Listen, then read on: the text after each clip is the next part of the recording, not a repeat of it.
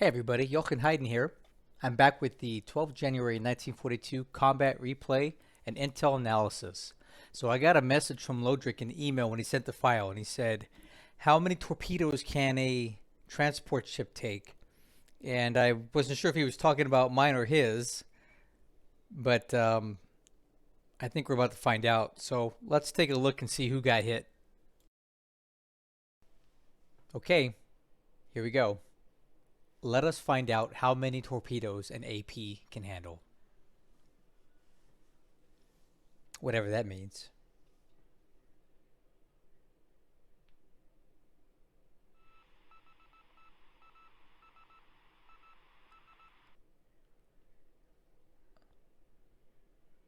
Okay, so no night raids so far. Oh.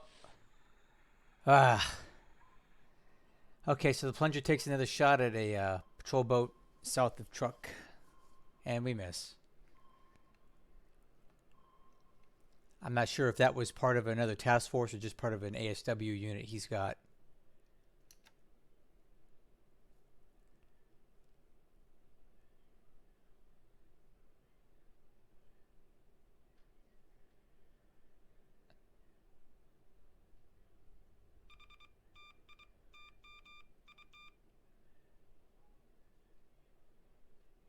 Oh man, what's going to happen here?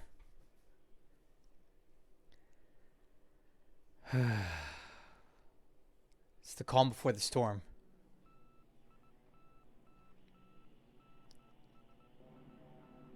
All right, so he's he's still sweeping around in China looking for my fighters, but they're not there anymore. Yep. See, so he's got that zero unit. It's split up into thirds, and he's got them sweeping at all the big places, waiting for me to show up somewhere. Okay, so here we go. This is going to be a major raid at Clark Field. He's trying to soften us up, and he's attacking the runway. He's not attacking the ground forces because he's trying to stop the fortification building. He has no interest in trying to disrupt the ground units here. So we take some splash damage here. This is minimal. But his target, of course, was the airfield. So we take hits there and the supply, which it hurts us more than anything. Okay, now he's throwing everything he's got at us, trying to get us to slow down crossing over this river here. And expect multiple raids on this. Also, the other focus area here is going to be Conscien, because he's trying to slow us down from surrounding his unit here. Yep, this is going to be the nothing. It's like a sore thumb sticking out, those two units, because they're things he really wants to punish because he doesn't like what we did with them, either one of them.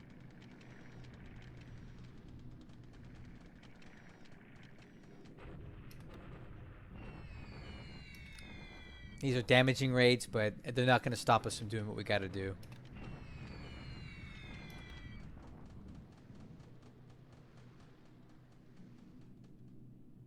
He's still looking for our fighters.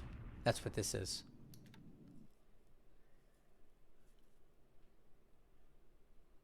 Alright, so we have another PM phase here.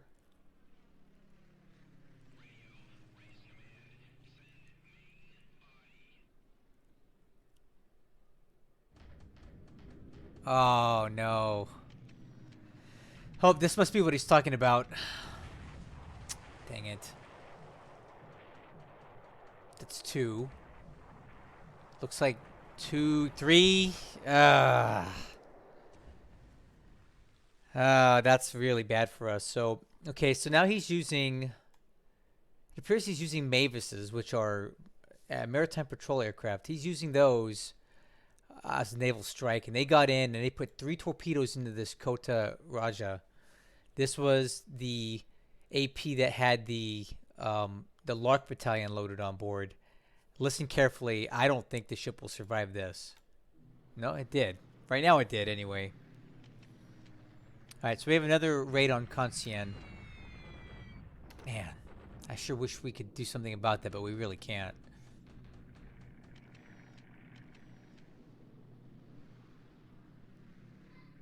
Alright, so I'm going to be listening carefully for sinking sounds. Okay, so S-41 caught sight of an APD, which appears to be on some sort of ASW mission, which is weird to be out this far, but that's fine. The S-41 laid mines in Miri last turn, and it's on its way back to rearm. And it looks like we stumbled upon this APD, but nothing came of it.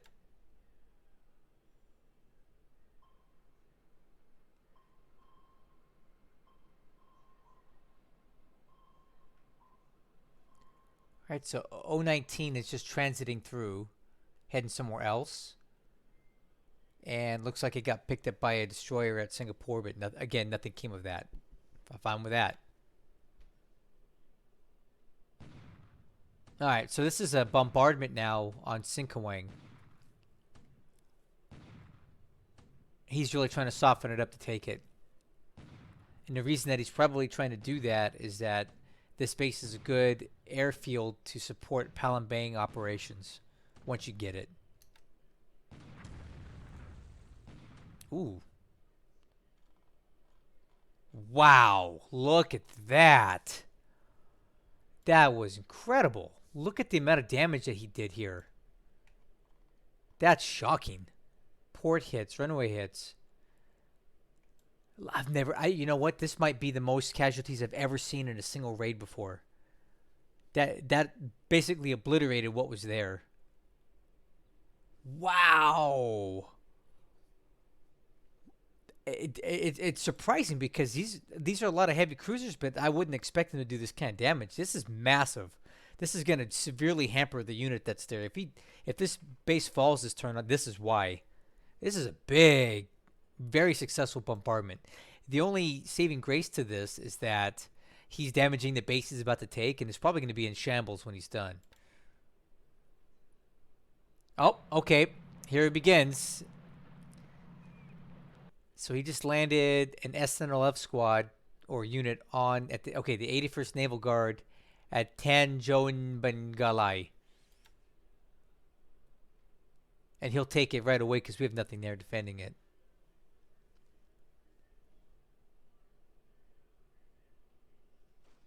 Okay, another bombardment here. We'll see what the damage is here. Oh, uh-oh. That's not good. Looks like we got the better of this one.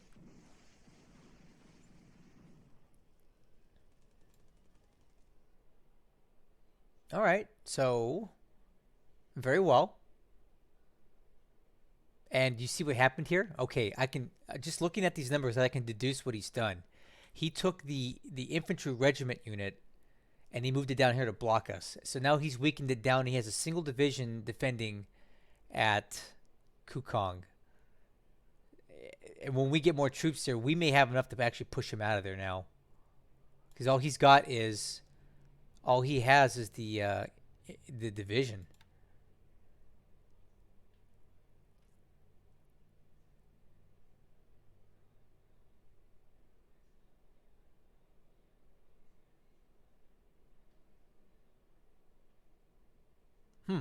Okay.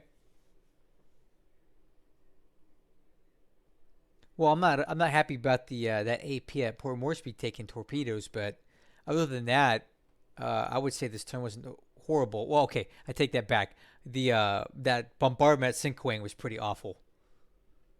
I've never seen that by cruisers anyway. You know what it was? He caught all of our guys. They were out on the beach sunbathing, and they were like, "Hey, what are those ships out there?" And then before you know it, steel rain's coming down. All right, you guys catch sight of those reinforcements? Okay, we'll look at this in the intel analysis, but it looks like we got some stuff in Heiden which we desperately need. So we'll take a look at the intel now. Okay, guys, we're back. Let's take a look at the intel. All right, we'll start with aircraft losses this turn. Looks like an even 1-to-1. Pretty quiet in the air, right? So for today's losses, we lost the C-47, which are definitely hard to lose for us. We don't have a lot. He lost to Nell. That's basically it for that. Top pilots. No casualties in pilots. looking at the Army loss points, we did take a few losses here this turn. Didn't go up too much. Japanese Army losses remain more or less the same. And of course, yet again, and still, the ship losses are showing at 224 to 31. It's been almost a week since anybody's lost a ship, but, you know, as we'll take a look here in a minute, that may not last for long. All right, so that's it for the intelligence. We'll take a brief look at SIGINT. All right, you can read along with me here. Heavy volume of radio transmissions detected at Miri. I wonder what that is. Something at truck. You know what I think this is? I'll bet you it's his carriers getting ready to head back out. A Japanese submarine is moving to Saigon. Okay. All right. Interesting. Radio transmissions detected at Georgetown. Okay. So we'll take a look at the operations report now.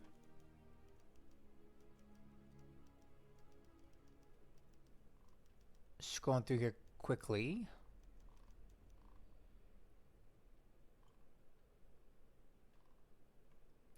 Bolo reports oil slick near Anchorage.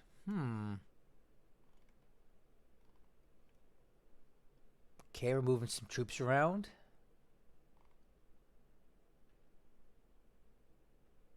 Singapore expands airfield to size 7. Jeez.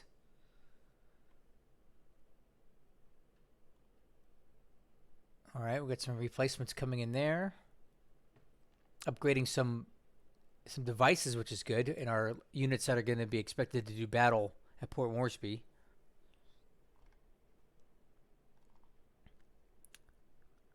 Good, a lot of stuff at Port Moresby, but we need it.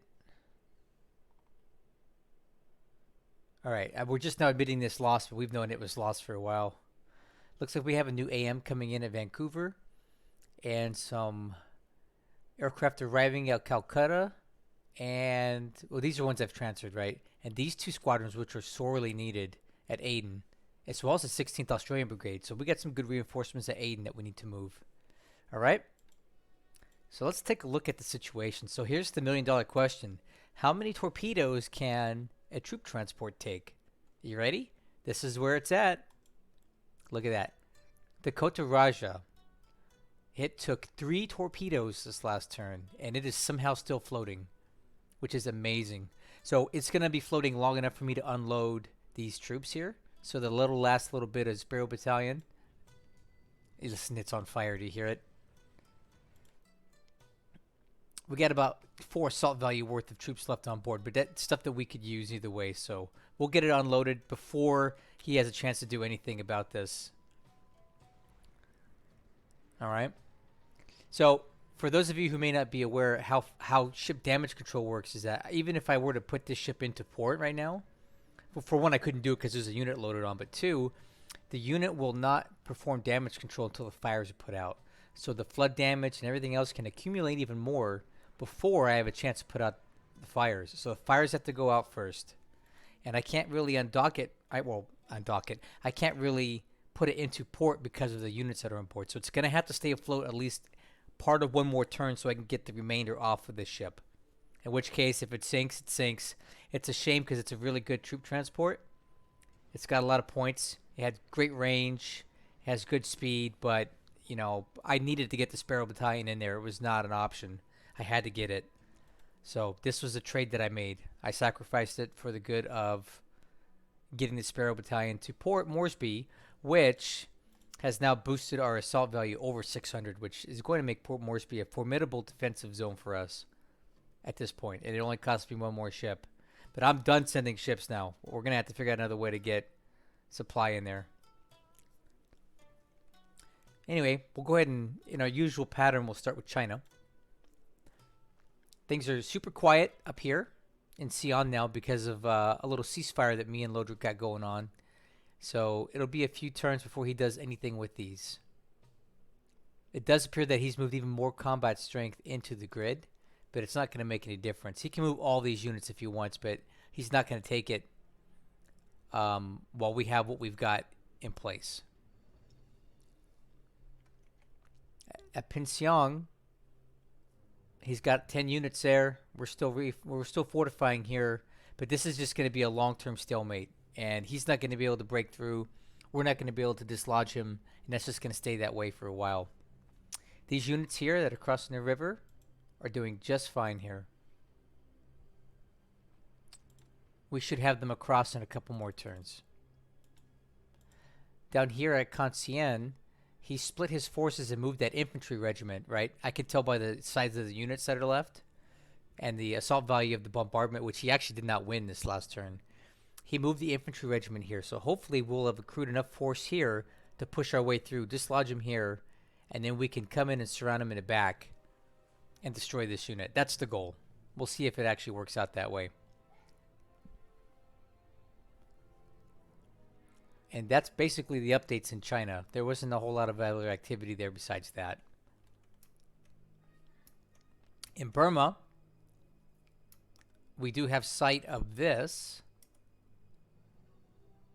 which is his cruiser task force. Unfortunately, it's moving in a direction that I don't like, because I actually have the Abdiel over here, which was on a mine-laying mission to Sabang. But what I'm going to have to do is push it off further this way until this moves clear, because I don't want to risk running into this task force while we're laying mines to Sabang. So Abdiel's going to take a beeline this direction. We're going to let these guys head back into wherever they're going, which I assume is going to be back this way eventually. It says southwest, but that was the direction it was moving as of last turn. So it's going this direction now. But I don't want him to run into this ship. So we're going to stand off over here.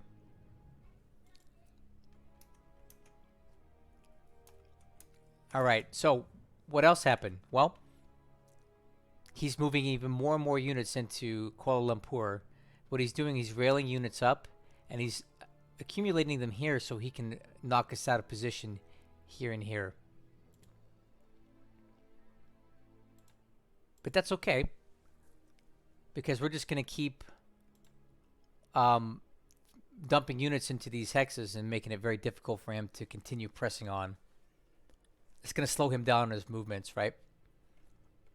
He just landed at Tanjoing Balai.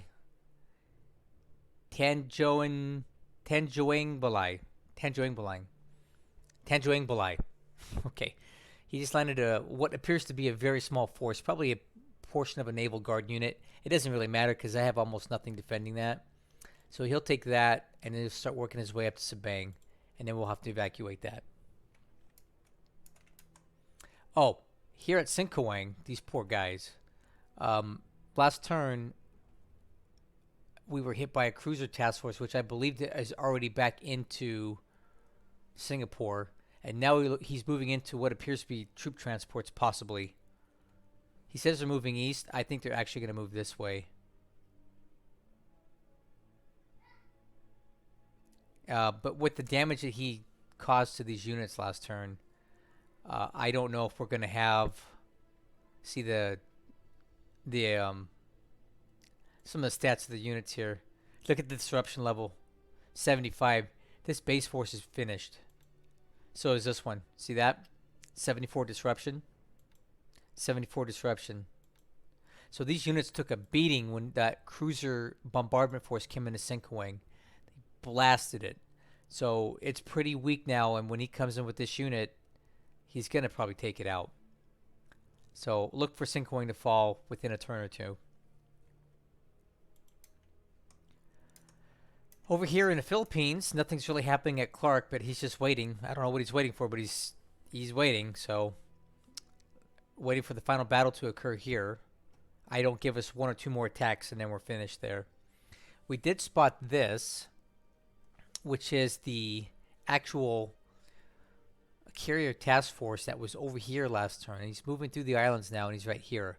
I have no idea what his intent is. It says it's moving northwest, which would indicate that he's possibly moving towards Cam Bay, Saigon, or he's just transiting through this strait to get over to Singapore for another mission. Either way, he did not strike us again at Cagayan. Our subs completely missed the intercepts over here. He didn't land over here like I thought he would. Things are still quite quiet in Dutch East Indies. Haven't seen anything in a week or more. So I took this opportunity to move this poor ship out of Balikpapan. It's been sitting there for a while. The President Madison was damaged way back at the beginning of the war in Manila Bay by an 800 kilogram AP bomb, and I've been nursing it back through here as time allowed and as Lodrik ship movements allowed. And we've actually got it back to Surabaya, where we'll put it into pier side repair for a few days to take the system damage down. The flotation damage and the engine damage is fine, but the system damage can cause us to sink either way, because that's things like the pumps and the flooding control, all that ancillary systems on a ship that keep it afloat have been damaged. So we need to get that down below 50, and then we can sail this back to a bigger repair yard later on. As always, things are very quiet in Australia, and we're just taking our time moving ships as we get opportunities to do so. And then, of course, we're back here at Port Moresby. We're unloading the Spare Battalion, as I mentioned. We're still airlifting the Lark Battalion off of New Britain back to Port Moresby. And once we have that back, we'll be able to rebuild the 8th Australian Division. And then that's going to be what we got. I'm really hesitant to send any more ships there. Now I know he's using Mavises for air attack. Now, let me run this by you. I'm going to do a little reverse psychology on Lodrik here. Just track with me here. He attacked us with the Mavises, right? He found that we had no cap there. So what does he think I'm going to do? He thinks I'm going to move my cap fighters to Port Moresby now to cover Port Moresby in case he comes in again with those Mavises. And then what he's going to do is he's going to sweep Port Moresby at 31,000 feet with the Zeros and kill all my cap fighters. That's what he thinks I'm going to do. But do you know what I'm actually going to do? Nothing. I'm not putting any more aircraft in there. I'm not putting a cap up because, watch, I guarantee it. Write this down. Next turn, you're going to see Zeros sweeping over Port Moresby at 31,000 feet, hoping to catch the cap that he thinks I'm going to put up because he sent the Mavises on a naval attack and they hit Port Moresby. But I'm not doing it. I'm not taking the bait. Write it down. It's going to happen. Guarantee you we're going to see Zeros over Port Moresby next turn. But I'm not taking the bait. If this ship sinks, it sinks. If it gets destroyed, it gets destroyed. It did accomplish its mission. And that's really all there is to it. But I think I just outsmarted Lodrik. You'll see. All right. Taking a last little look here. One thing I did notice here was that while these appear to be the ASW ships, look at this. We have an enemy task force moving east with at least 2 heavy cruisers. What is this? I'm not quite sure what that is, and I'm curious where it's going. So east would be this direction, right? So I don't know if he's just moving these up towards Truk for something else. Or maybe he's going to try to swing around this way and disrupt our supply lines down in here. Either way, I don't think he's going to be successful because we have enough naval search in place that we can watch it coming. But it is interesting that he's moving cruisers around. So one thing I wanted to show you guys also before I end this video is that I never realized it, but when you get SIGINT, right? For example, we saw heavy volume of radio transmissions detected at Truk. Check this out. The detection level goes up at that base for that turn. Then we also noticed that he's got aircraft here, and he's got a lot of ships here. Okay, let me show you something else. Where else? Radio transmissions detected at Georgetown. Watch this. Detection level. Let's look at another one. Let's see. What's a good one? Radio traffic detected. Let's try Canton. Okay. We know that there's an infantry battalion at the Canton, right? So, for those of you guys who've been playing the game a long time and already know this, sorry if I'm telling you something you already know, but I did not realize that when you get a piece of SIGINT, for whatever base that is, it increases the detection level temporarily for that turn. So, how's that useful to us? If we go over to our bases and we start looking, do you see that? If it says detection level 1 of 1, that's implying that he got some sort of SIGINT, that we've got something going on there. Let's keep looking around. See detection level? He got some information that we have something going on at Los Angeles. So, if you're ever looking through your bases and they're far away, but you notice they have a detection level and you can't explain it, it's probably because he got a piece of signals intelligence about your base. And I'm able to verify that because all the signals intelligence we got. Let's do one more.